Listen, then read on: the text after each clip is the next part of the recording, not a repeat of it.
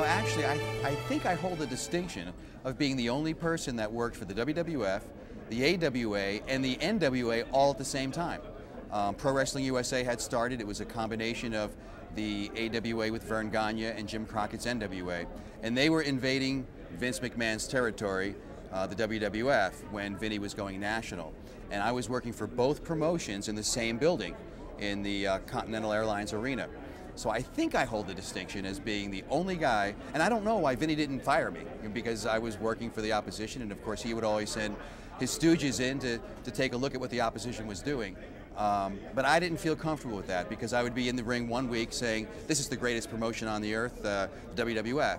And then the next week I'd be in the same ring in front of the same fans saying Pro Wrestling USA is where it's at. So I made the decision that I couldn't announce for both. The Gagnes had offered me the opportunity for my first national exposure, which was on ESPN. We had Tuesday night slams and jams. It was an hour and a half of roller derby and an hour and a half of wrestling.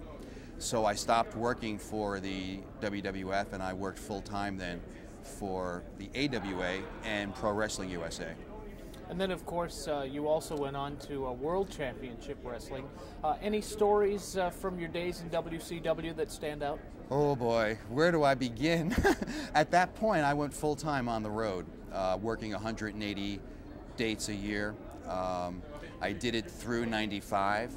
The most hellacious days were those days in Europe when we were touring by tour bus, because all of the wrestlers were touring together and everyone was together all the time. And when you're together all the time for a week and a half, 2 weeks at a time, you start getting on each other's nerves. And you don't have that freedom. Plus, there's that language barrier, so you only have each other to talk to. You name the story. The night Mick Foley lost his ear in Munich, Germany, the Sid Vicious, Arn Anderson knife fight these are all stories that I talk about in Body Slams.